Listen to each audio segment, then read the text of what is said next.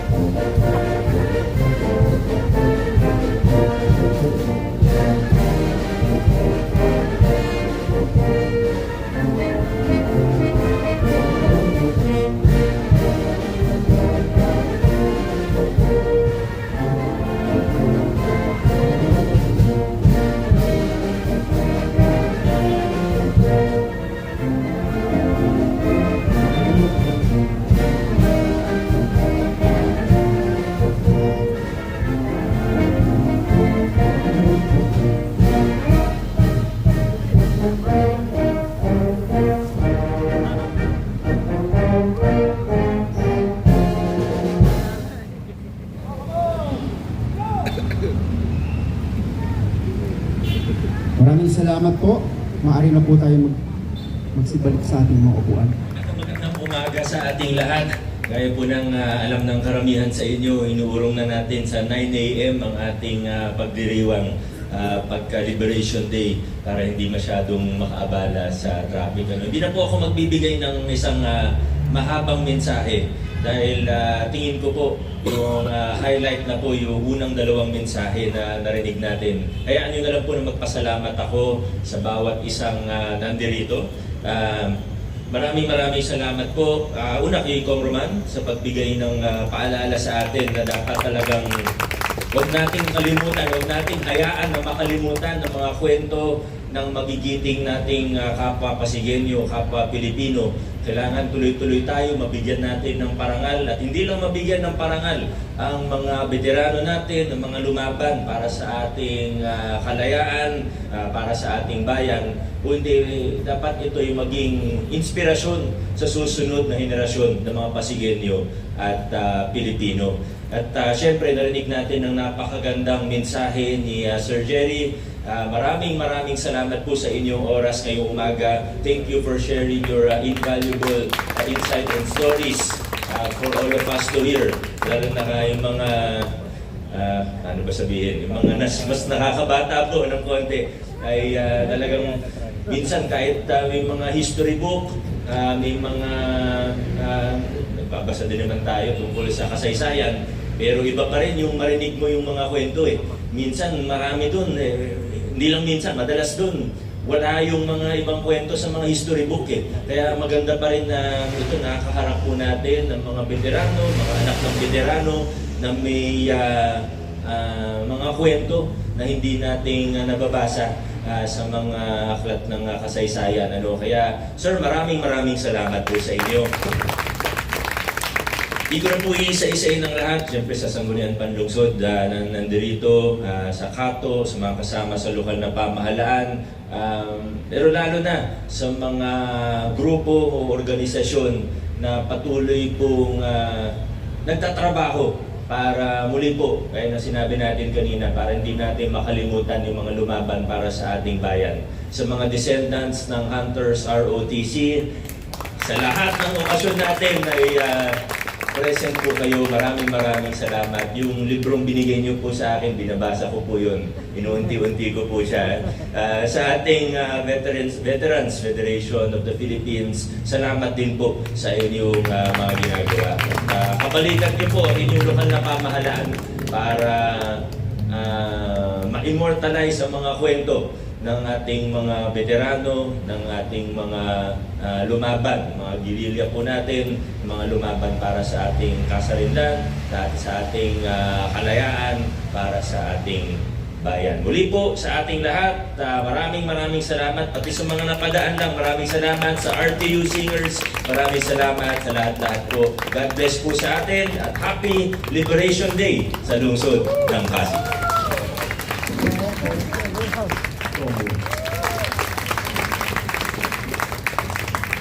Magandang umaga po sa ating lahat. Sa totoo po, hindi ko akalain na ganitong kalaki yung celebration natin. At kasama po natin, sa totoo po, mga talagang tunay na dumadaloy sa dugo po ng katawan nila ay talagang dugo ng bayani. Nagulat ako pagdating ko po dito, nakita ko si Manong Jerry Adiboso. Hindi ko po alam na darating po kayo, but I'm very happy that you are here, Manong Jerry, and thank you for the service of your father. Nagulat rin ako, nakita ko si Sir Mike Villarreal. Again, descendant rin po ito ni Congressman Clemente. Na isa rin Hunters ROT, na isa rin veterano natin na talagang nagbigay rin po talaga ng serbisyo sa ating bansa. Siyempre po, hindi matatawaran si Ma'am Rosie de Ocampo. Si General Emmanuel, talagang nung hindi pa uso yung Hunters ROTC, sa totoo po, nung veterano, hindi pa masyadong usong pag-usapan nun. Etong mga ama, mga fathers po ninyo, mothers ninyo, tumindig na po kahit hindi pa uso. Kaya sa ating Veterans Federation of the Philippines, dito, again, welcome po at maraming salamat sa pagiging parte ng celebration. Siyempre po, yung descendants of the Hunters ROTC, na talagang dito naman nakatira sa ating lungsod. Magandang umaga at welcome din po sa inyo. Sa ating Kato, kay Mayor Vigo, sa ating City Council, sa ating Kato, sa ating historians na nandito ngayong umaga, sa lahat po ng kasama natin. Again, for shortcutting ko na isang magandang umaga po sa ating lahat. Unang-una po, talagang marami po talagang history natin. At sa totoo po, Sir Jerry, kinikwento ko nga kay Sir Mike, noong 2008, kasama po ako sa delegation na pinadala sa Washington para dun sa makuha ng ating mga veterano na one time. Ang kasama ko po noon si Chairman Tony Diaz. Kami po yung umikot sa mga senador, kongresista noon. At kung maalala po ninyo, nag-release ang US ng one-time aid help sa lahat ng mga surviving na mga veterano at that time. Kaya hopefully po, hindi man sapat yun. Kasi sa totoo po, para sa ating lahat, recently, nagkaroon po dito sa ating lungsod. Dumating po dito ang US government, yung US Embassy, kasi nagbigay sila yung parangal po nila, yung US Congressional Medal of Honor. Kasi kung maalala natin lahat, di ba kaya nga kami pumunta Washington noong 2008? Kasi nawala tayo sa listahan Tayo, ang Pilipino po, lumaban kasama ng Amerikano noong World War II.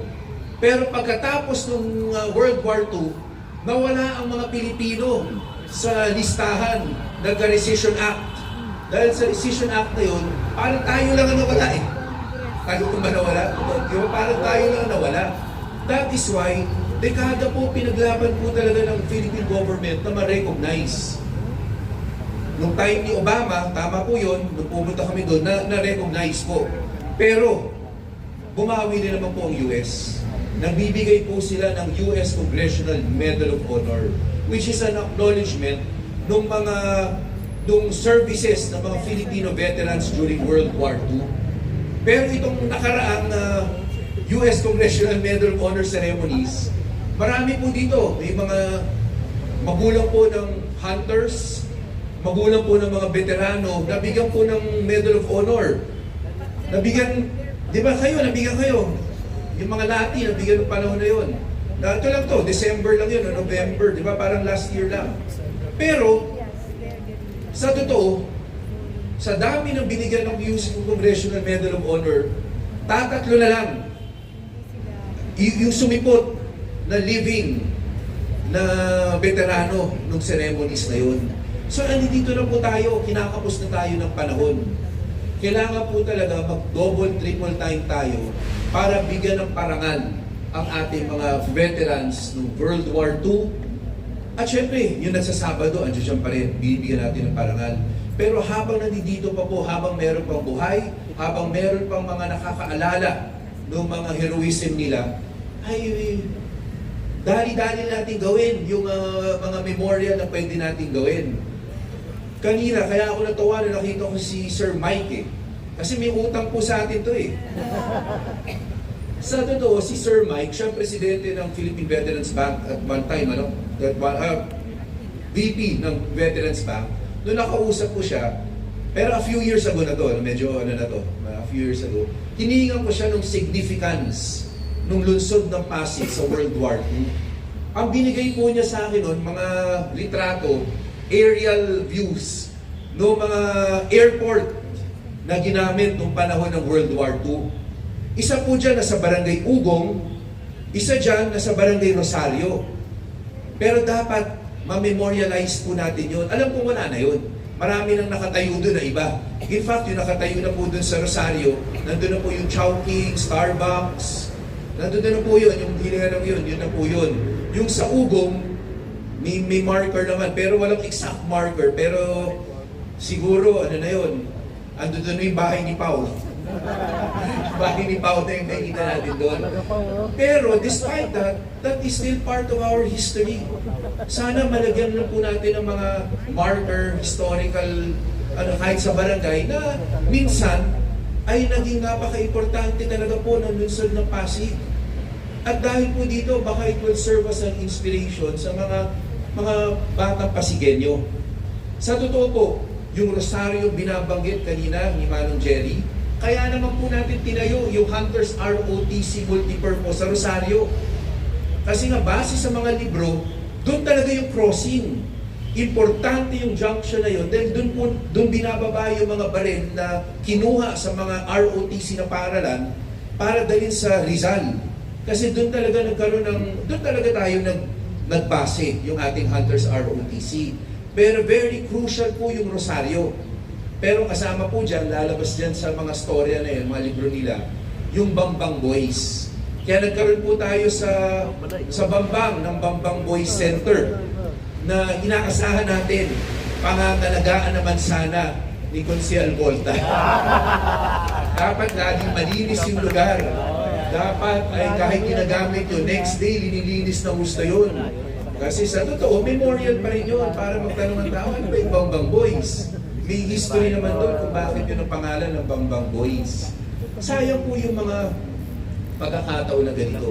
Sayang po yung mga inspirasyon na pwedeng makuha ng kabataang Pilipino, kabataang Pasigenyo, kung sinasayang na lang natin sa limot. May pagkakataon pa po na maayos natin ito. May pagkakataon po na ma-memorialize po natin itong lahat. Sana po magkatulungan tayo. Sayang po yung pagkakataon, sayang po yung panahon. Muli po, congratulations, mabuhay po ang ating mga veterano.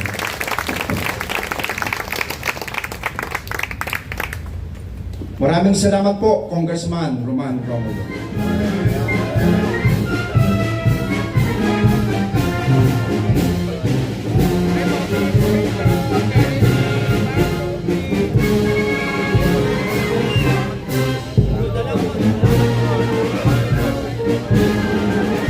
Maraming salamat, Veterans Federation of the Philippines.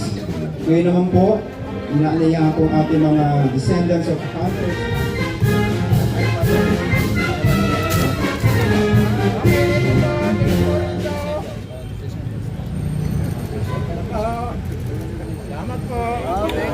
Kasunod po nito ang ating mga national agencies, ang ating PNP, BFP at BJMP.